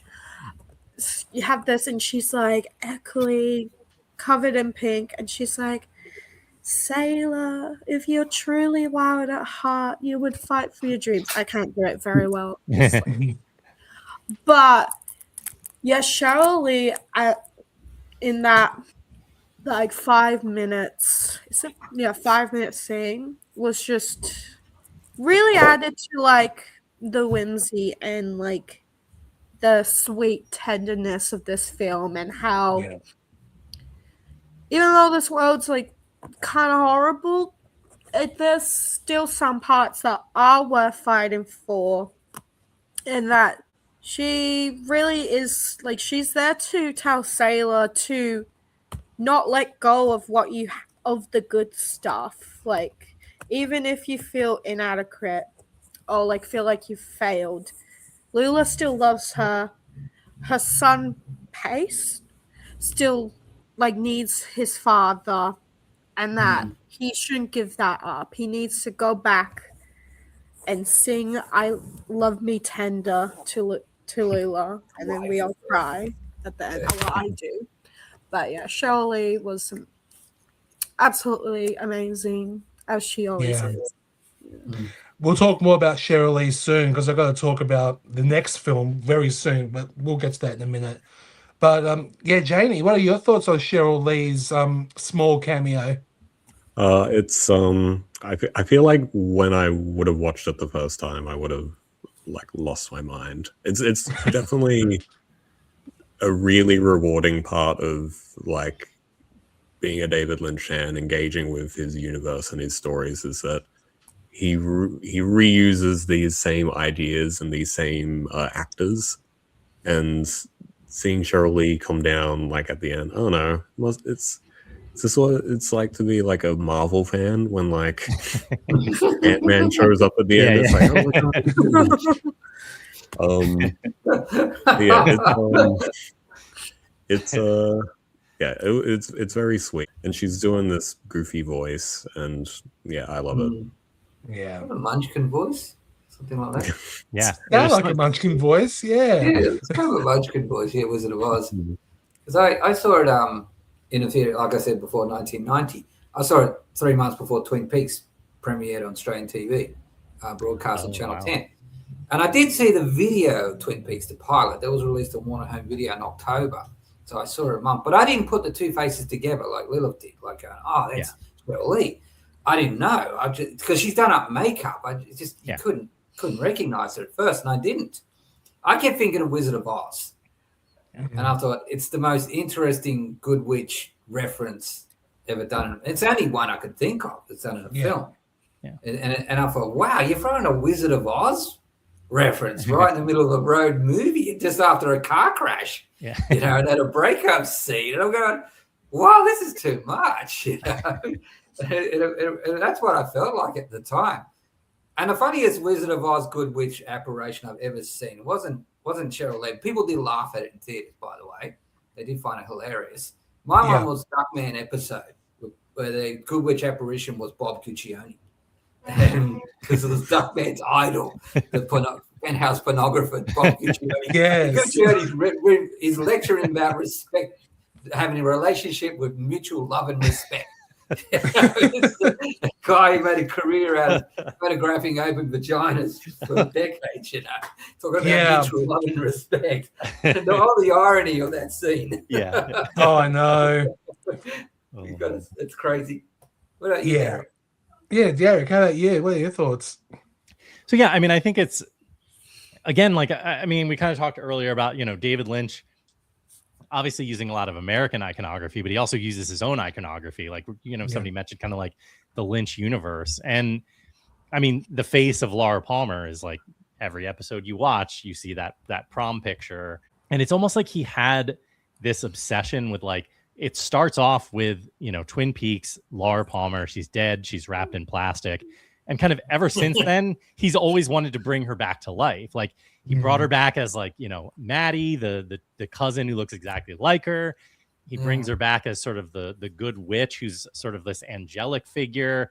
And then, in Twin Peaks, The Return, episode 8, we were talking before we recorded, but, when the fireman sends her out in that sort of, gold globe of, it's like this gold glowing globe, which when I saw it this time, I'm like, oh, this is like a pink glowing globe. Like it's almost like he took that image of her as the good witch and kind of changed it again to bring her back, as this sort of, universal force of good. So it's interesting how it's almost like this obsession with Cheryl Lee and her like on-screen persona that he's kind of carried through ever since Twin Peaks. And I just find it such an original way, because to bring in the good witch, you expect, like Ron, you're saying, you saw it before Twin Peaks. So when you see it then, it's just like, oh, it's a Wizard of Oz reference. But I think 2026 eyes, you look at it and it's like, oh, this is Laura Palmer, like first and foremost, almost. I mean, obviously it's Wizard of Oz, but it's kind of that intersection, which I just find it's such an interesting artistic choice that I don't think a lot of other directors or any other directors would make in that way. It's just such an original take on, an iconic film and an iconic film character. So I kind of have to suggest he's really spaced out at that moment because he's just been punched out. Yeah. And what a better way to feel like you've been punched out than a good witch apparition shows up in the sky, and it's like, well, you can't get more spaced out than that. Yeah. True. Yeah, Janie and Lilith, I know. Yeah, Janie, I actually forgot for a split second. You saw The Return on the big screen also, didn't you? I did. I was fortunate enough to go and sit in a cinema for 18 hours and watch all The Return again. And 100% the best way to see it. I know. I regret it. Unfortunately. But, 18 hours is a commitment, and I'm glad you and Lilith both did it. And I'm proud of you both for that. It's amazing. But I got to ask, how does that episode 8 sequence, of course, for those of you who haven't seen the Twin Peaks: The Return, episode 8 is widely known as the episode that has changed television forever. And I have to agree. Like, I remember when I first saw it on Showtime when it came out, and I was literally speechless throughout the whole hour, and it really blew me away that whole episode. Like, I did not know what I was watching, but I knew I was in safe hands in David Lynch's world, and it was just incredible. So I got to ask you both, how was it watching it theatrically, episode 8? Well, we'll start with Janie. Yeah, it was great. It was on the tail end of the first, because obviously they had to split it across 2 days. So it was 9 episodes a day. So we were right at the tail end. So we just experienced 7 hours of Twin Peaks leading up to it. So, like, obviously I've seen episode 8 like many times, but yeah, I think having obviously the blast in a full cinema experience is, there's not really anything comparable to it, I think. And yeah, because I remember watching it, because we watched it when it first aired, like week by week. Me and my partner and their sister, we would like have watch parties every week, and we would, and yeah, it's still probably my favorite television watching experience I've had. So yeah, it definitely must have been special on the big screen. Lilith, how about you? How did you react with episode 8 on the big screen? Well, episode 8 starts off with one of my favorite bands, 9 Inch Nails. So I was like, yeah, this is the closest I'm getting to a 9 Inch Nails band, unless Trent Reznor is going to announce an Australian tour. I pray. But so I was like, okay, this is going to be gold. And so they perform.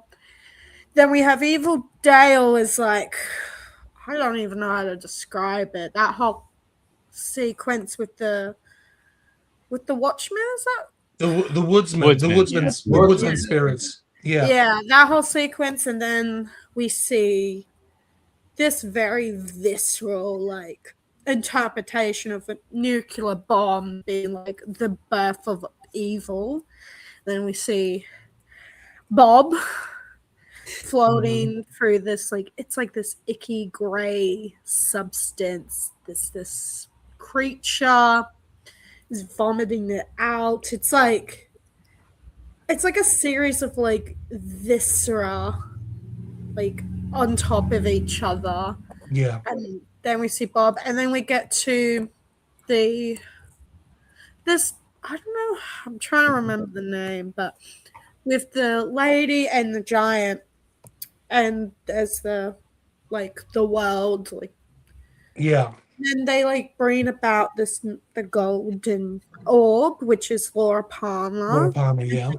Release her into the world, and that's like, it's like very gentle. It's like they're releasing her onto the world to, I guess, fight Bob Evil. And then we get to the flashback, which with the two like 1950s teenager, and they're very good day. And then we have the woodsman with you have the light. Yeah, brutally killing people, and he's on the radio. And then we have that shot with the girl and the frog fly thing. That's the thing. It's really hard to describe. It's very hard. Anyone who's never seen this, they're like, Wait, this is from Twin Peaks, the show about coffee? Yeah, coffee. Yeah. Hey, what? Well, it's more than coffee. Yeah. It's more than coffee, okay? Okay, it's more than its quirkiness. It's really dark and very strange. And then, like, that whole sequence, and it's like, it was like at the end of the night. Yeah. And it's like, what did I watch? But also, that was the coolest thing I've ever seen. It was a very stunning, like, stunning as in gorgeous, but like it stunned me when I saw it. I was like silent. Yeah, the reason why I brought that up is because, as we all mentioned, the golden orb that was in that episode, of course, is Laura Palme. But I believe David Lynch saw, how I describe it, is Cheryl Lee's angelic beauty, and it works. That's how I see it anyway. Like, because she is a beautiful looking woman, especially as in Laura Palme in the original series, and then of course with Twin Peaks Fire Walk With Me, because I want to discuss that very soon as well. And with her as the good witch, it worked in a way, because she does have the face of an angel in some way. Do you agree? What do you think? Do you think that's how I see it? Anyway. I see it that way too. Yeah, I agree. I have this necklace and a photo. They're the same prom photo right over there. So lovely. It's a familiar face in my house. Yeah. But there's another Lynch regular who we have to discuss, Badalamenti. This music score for Wild at Heart is definitely his most metal score, to say the least. Definitely different, but of course, they first started working together on Blue Velvet, and then of course, as Lilith mentioned earlier, the iconic music for Twin Peaks. Laura Palmer's theme is probably one of my most favorite pieces of his, and as well as the sequence in The Fireman from episode 8 from The Return. Yeah. His music in the David Lynch movie, and of course Mulholland Drive. It's definitely a different score for Wild at Heart. It's definitely a different type of score. It's mainly a heavy metal score in a way. And yeah, Derek, what did you think of that score? Yeah, I mean, it's interesting because, like, I feel like Badalamente's music, like a couple of you have mentioned, the Laura Palmer's theme, and like there's this there's almost this like sort of like the music is almost like kind of like melodramatic in a good way, but like it's usually very sort of emotional, and it kind of sucks you in. And with Wild at Heart, like there's no like, oh, we're bringing you slowly into this, dream world or dream space, or putting you in a different headspace. It's just aggressive. It's aggressive, and that's fitting for the film. So I mean, it's one of those things where, I think people think, oh, well, Angelo Badalamenti, like can just play the pianos and the keyboards, but I think here he shows like, no, he can be he can throw it right in your face too. So I mean, it's not one of his scores that I would listen to that often outside of the film, but I think it's very suitable for the film. It works with that sort of like aggression and energy that is sort of propulsive in the film. So I think it works great. It does. Ron, what did you think of the score? Well, I was trying to think of the contrast between Wild at Heart and Blue Velvet scores. Like the Blue Velvet score is kind of as Laura Dern describes to Jeffrey Beaumont, well, Kyle MacLachlan's character in the car next to the church, the robins and the blinding light of love.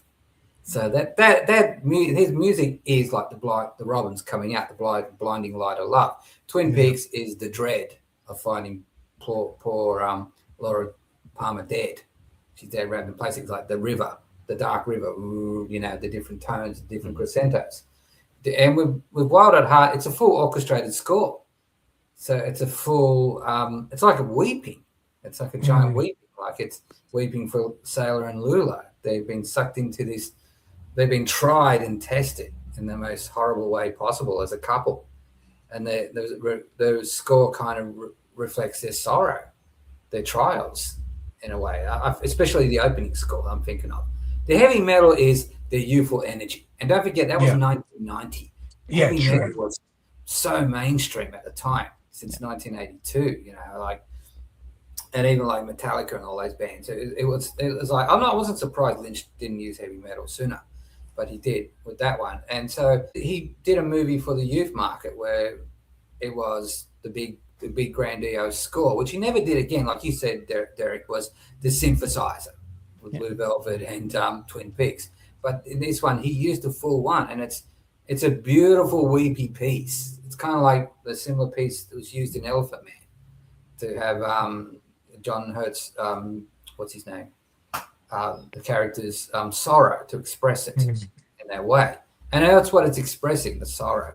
I mean, in terms of the soundtrack and like the music in the film, for me, when I was watching my last rewatch, I was noticing how like much of a whiplash the music is. Like the music directly correlates with what's happening, and how with like that one scene where Lula and Sailor are driving, we have this like nice like jazzy upbeat tune playing, and then next scene we got Marietta and Santos. Like, Oh yeah, and it's very ominous. It's like all the air's been sucked out, and like it's very weird. It's bright and sunny in the garden, but like sinister stuff's happening, and then we cut back to Lula and Sailor, unaware of the fact that Sailor's literally had like a hit being put on him, and his days are getting numbered and stuff. So the music, I'm trying to think. When I think about Wild Heart and its music, I mainly think about like Elvis and the Slaughterhouse, and how they both work together in town. They are like two sides of Lula and Sailor's like relationship. You got Slaughterhouse, they're very wild, very energetic. They want to party and they go party. And then we got that scene where they're at the party, and then like Sailor takes down this dude who was harassing Lula, and then he's like, "You guys have the same power that you have," and they throw him the microphone, and then he sings this he sings "Love Me Like Treat Me Like a Fool." Is that the name? Like, Treat Me Mean and Cruel. Yeah, and it's like so romantic. And then I remember I was watching that scene like as a clip on YouTube, and someone mentioned the comment section. They're like, the screaming is not from the people in the background. Like that's added in. Like when you look, you see that like no one's screaming, but then there's the and stuff, and that's like that adds to like very Lynchian vibe. So yeah, I really like the duality of the music score in the film. Yeah. Janie, how about you? What did you think of the score? It's definitely not my favorite Badalamenti score. I feel like it does get a bit overshadowed by pretty much everything else that's happening in the movie. I feel like there's very few opportunities for it to really, like, Lynch will always have scenes where it's just score, or the score is very front and center. And like, aside from, like, obviously the opening title is fantastic. And like Lil said, you have like these scenes where you have like Badalamenti doing like the very dark, mysterious sort of stuff. But yeah, I don't know. It's I feel like it got a little, and like the heavy metal stuff also mixes in a bit too much with the licensed music. Yeah. But yeah. Fair enough. But yeah, now when this film came out, it caused a major controversy, mainly due to the violence, of course, and of course at Cannes Film Festival,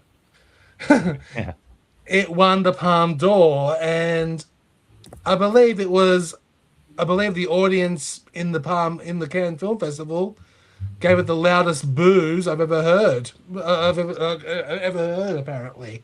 Derek, do you know much about the that was accurate? Oh yeah, it was the audience was not not, I don't think, very happy when, at least the people who were in attendance weren't very happy. But I mean, it's interesting to think of, like, you know, Wild at Heart and it sort of being a couple years, like Tarantino's kind of just around the corner. So it's almost like that first early 90s film where you just are like pushing the level of violence to a point that, you know, maybe outside of horror films, like mainstream audiences hadn't seen before. So it is kind of interesting to see that as almost influencing filmmakers that aren't necessarily even fans of Lynch, but it really kind of, I think, maybe opened the door for somebody like Tarantino and a lot of those other sort of young directors in like 92 and 93. I mean, he wrote True Romance, but that one too, like that sort of over the top violence that also kind of has a little bit of like, there's a little bit of sort of like an ironic edge to it. I don't think necessarily in Wild at Heart, but those other films for sure. So yeah, I mean, it's not surprising that it caused a ruckus, because I think it pushed a lot of people too far, because they were just uncomfortable with what they saw, because it wasn't something that you were seeing on a regular basis at all. So especially in American films. So True. I kind of know, because of course the next film David Lynch did was probably one of the greatest horror movies ever made, in my opinion. Twin Peaks: Fire Walk with Me, which is of course the prequel to the series. That was also in Cannes, and that was negatively reviewed. Yeah, it was so ahead of his time, that movie, that film, because everybody was expecting a Twin Peaks episode, which was not the case. No way. And in that movie, I still say to this day, it is Cheryl Lee's greatest performance in anything she's ever done. I think she was fantastic. But after David Lynch's passing, there was a tribute at our local cinema here in Sydney, and Janie, I don't know if you were there. I don't think I saw you there, but Ron, myself, and Lilith, we all went and saw Twin Peaks: Fire Walk with Me, and beautiful. Oh my, that was a hell of an experience watching it on the big screen. So unfortunately, I didn't make it to that one. I have. I should preface this by saying Fire Walk with Me is my favorite film. It's probably my favorite film. It's right up there. I saw it on the big screen up in Queensland. There was a David Lynch exhibit happening up there at the Museum of Modern Art. Oh yes, yes. Probably a decade ago. Yeah, I remember that. Yes. Yep. So yeah, I was lucky enough to see Fire Walk with Me then. I was like, if I'm gonna see a Lynch movie on the big screen, I'm gonna have to do Inland Empire, because I don't know when that one's coming back. Yeah, we do get pretty regular screenings, so like Blue Velvet, Mulholland Drive, and I've seen all those on the big screen. Eraserhead, yep. They were showing Inland Empire at the Ritz, and I was like, yep, that's what I'm choosing. So yeah. Funny thing, when Wild at Heart came out, that, and I saw Goodfellas the month before in October, and I felt that this is the 1990s. This is what we were going to expect for the rest of the decade, and it's kind of true. It did pan out that way. Cinema was like that. It was funny, that time in 1989 to 1992 was a gangster movie renaissance. Goodfellas was like the epitome of it, and Wild at Heart has a gangster movie element to it. You got a mob boss, which is very unusual. A guy watching naked girls in a toilet, defecate. And the two topless girls arguing about Susie stole my comb. It's a very quirky take on the gangster genre. But there was such a remarkable gangster movies came out that time. We talk about King of New York to New Jack City. There were these incredible movies just popped up, which I thought was great, and it did culminate right up to Reservoir Dogs and Pulp Fiction as well, and then right up to the end with Fight Club. You know, that was this really great cinema, and I always thought that was the nucleus, Wild at Heart and Goodfellas. But Wild at Heart was the teen movie. Everyone compared it to Badlands, the Terrence Malick film. Before. Yeah, and it kind of does have parallels to Badlands, but they're not killers like the killer couple, where like True Romance was too obvious, like Badlands, and of course Natural Born Killers is a hyper Badlands, hyper postmodern Badlands in its own way. So I think it was a great introduction to the decade. I just had this good feeling we're going to have an interesting decade. When I saw Wild at Heart and Goodfellas the first time, I thought, wow, we're in for a ride. So yeah. Yeah, that decade. You're right, Ron. That is actually a really good point. The Wild at Heart and Goodfellas. That was the nucleus. You're correct. I never thought of that. Yeah, I just said this has occurred to me just then. I thought that I remember that I was religiously going to movies at the time because I was working in the city and the big theaters. We had 3 in a row on the same street, and I used to go after work to watch them. And those 3 just stood out. And every other movie was still an 80s movie. Yeah. Even like Home Alone, it's an 80s movie, even though it was a blockbuster. Total Recall is still an 80s sci-fi movie. Yeah. But then when you slowly I always thought that, like I said, Goodfellas, Wild at Heart, and Silence of the Lambs, that was cementing the 90s. Yeah. I was like, oh, we're really into the 90s now. And we're going to get some interesting films, and we did, like I keep saying. But what I think that was fascinating how it was in people's faces, and people were upset. You know, every movie had its own controversy. Yeah, people were concerned about that. These days, no one gives a damn. Yeah, about a movie. Wait, am I missing something? Have I missed controversy? No, I mean, it feels like the late '80s and early '90s, like the Catholic Church was, speaking out about it. Every other week, there was a different film. They were, Last Temptation of Christ and Wild at Heart. It was just offended by it. Are we offended by movies anymore? No, movies. That's the only thing I've heard. Yeah. I haven't seen it yet, so I can't really. Oh my God, it's hilarious! And it's talk about the he, she, him thing, but it was just it's just their way of venting their frustrations. I get you. Cancel culture truly has ruined everything, in my opinion. Anyway, it has. Because back in the day, I remember one time when I went to the movies in the 90s and I saw the remake of Lolita when that came out. Right. That was bombarded by protesters, and I went and saw that. And okay, all right, the subject matter for Lolita, all right, it's not for everybody, I get it, but it's just oh my, it was just crazy how far people will go to talk about a film that they have never seen. All they do is talk about what they hear about it. But because I remember I wasn't involved in the protest. I was in the audience. I was watching the movie, and then they actually came into the cinema and lashed out at everybody, and that was just it was crazy. Yeah. And then another controversial film was The Passion of the Christ. That caused a ruckus. That caused a near riot in the cinema I went to. Yeah, that was pretty full on. But nowadays, hard cinema now. No one gets worked up. Yeah. Yeah, no one does. No one does. And like the scary movie thing just passed.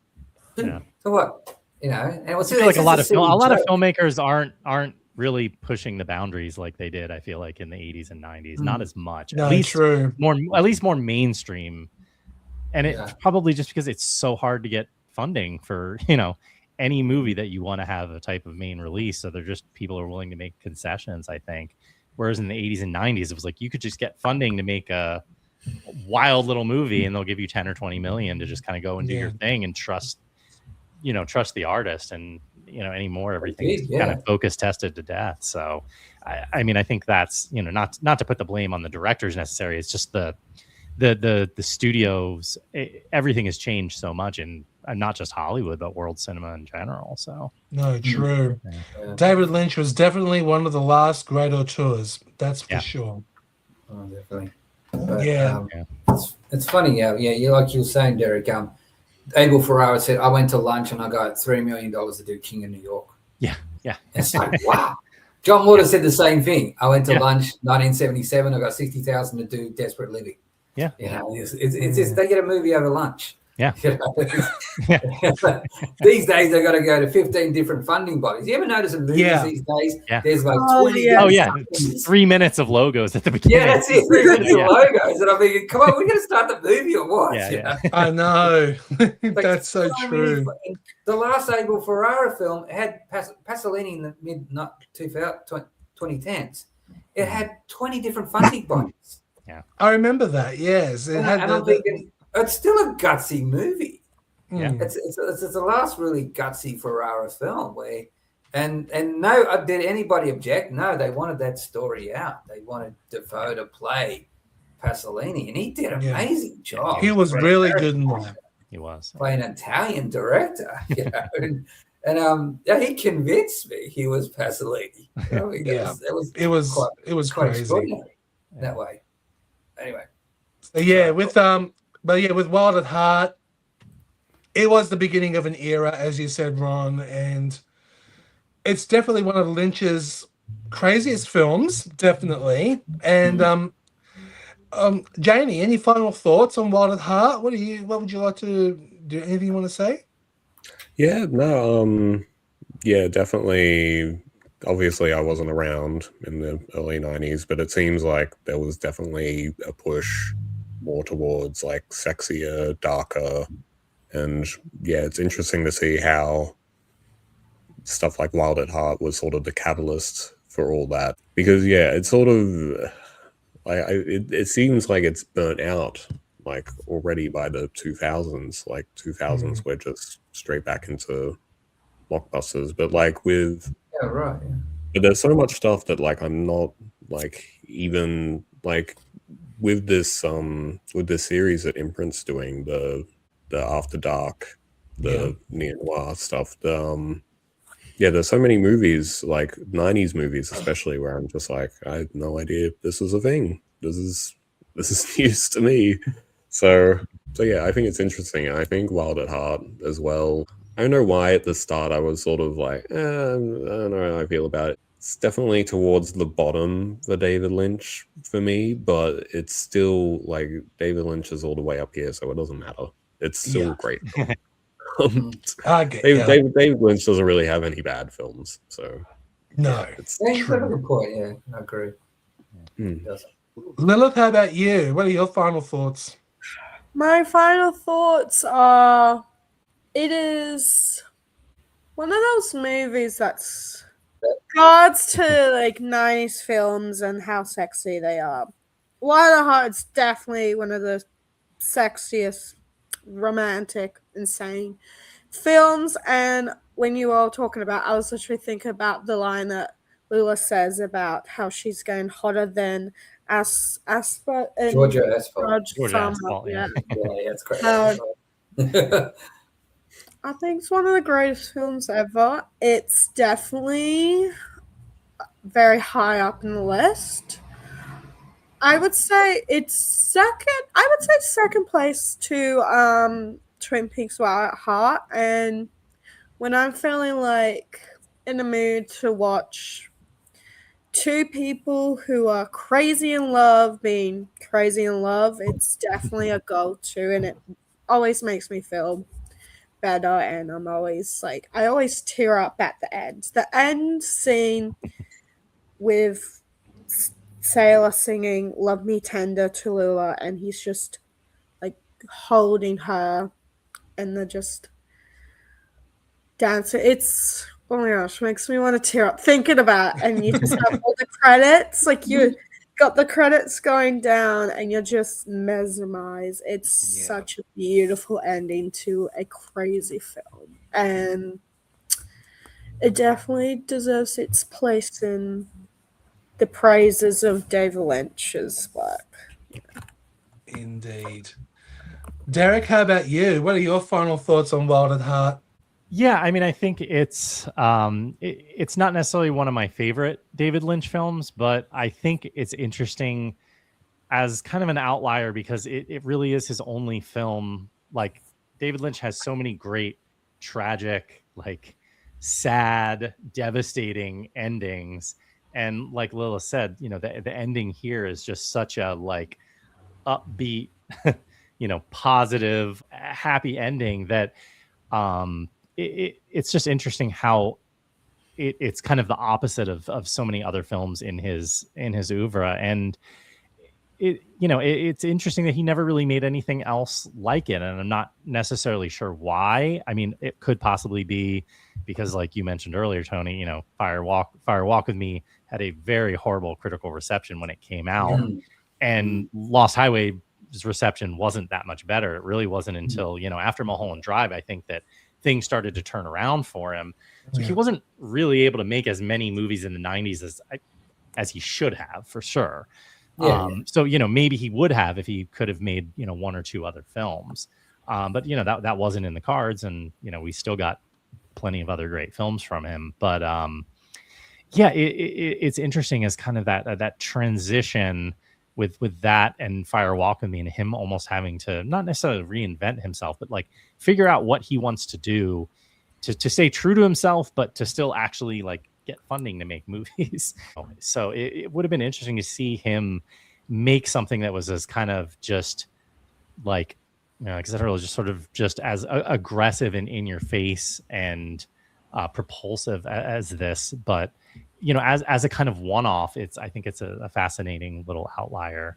And I always enjoy, I mean, again, he gets so many great performances in this film that even like Janie said, even if it's, you know, not one of my favorite of his films, it's still a joy to watch. So absolutely. Ron, what are your final thoughts on Wild at Heart?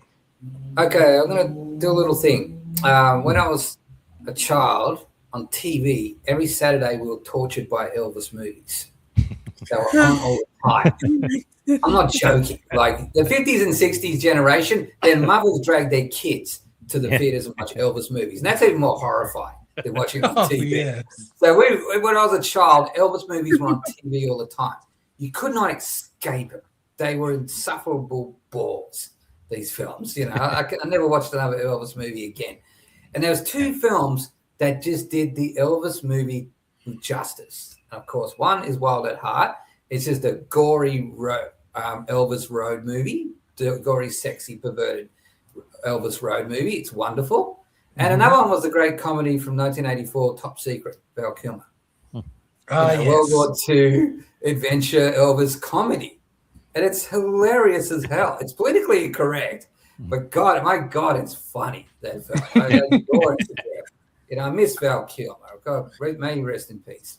And same with David Lynch. May they both rest in peace. But they both did these Elvis movies, and they twisted them, perverted them, and they made them just the way I wanted to see them. It was the same way when Peter Jackson made Meet the Feebles. He made the Muppet Show the way I wanted it. Thank you, Peter Jackson. You're a god. You're a saint. Like David Lynch and the Zucker brothers, you guys are saints. You took the most tedious form of entertainment, and you made these incredible little movies out of it. Thank you very much. So that's my final thoughts. I don't think I can say anything else other than Lynch was one of a kind. Wild at Heart is definitely a one of a kind film, to say the least, and there will never be another like David Lynch. That's one thing I can honestly say. Yeah. That's true. Yeah. Alrighty, well, looks like this is the end of our discussion for Wild at Heart, which is now available on the After Dark Neo Noir Cinema Collection Volume 4 box set, which is available now. And this is imprint spine number 568. So, of course, I got to thank our special guests who made their Imprint Cast debuts. Derek, it means the world that you joined in on this episode to discuss this film. Thank you so much. No, thank you. Anytime. Yeah. And of course, Janie, thank you once again. I'm glad it was a joy to have you on. Thank you so much for having me. And Lilith, of course, thank you once again. Yay, thank you for inviting me and letting me talk, even though I feel like I sounded like a lunatic, which I guess is fitting for Wild at Heart. Agreed. It's fitting. You added so much. You did some really wonderful things. Yeah. Yeah. And as always, Ron, thank you for joining in. And My pleasure. okay, everybody, thank you so much for listening. And also, before we go, Janie, where can people find you on social media, and where can people see your artwork? We'll definitely promote it.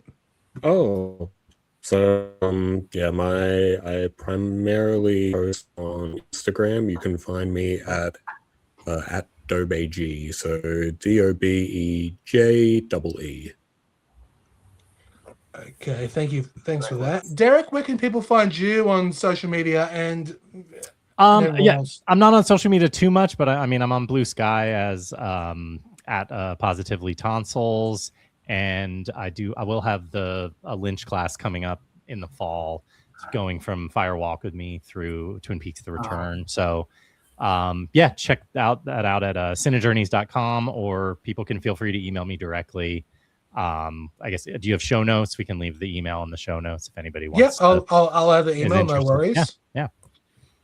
And of course, Ron, you can follow Ron and myself on the Imprint Films Blu-ray Collections fan group and Imprint Cast Facebook pages. All right, everybody, thank you so much for listening and watching. And my guests and Ron, thank you for joining in. I hope you all have a great one. Speak to you soon. Okay. Thank you. Thank you. Thank you for listening and watching this latest episode of Imprint Cast. Imprint Cast is a part of Someone's Favorite Productions podcast network. Thank you so much for listening and watching, and hope you all have a great day.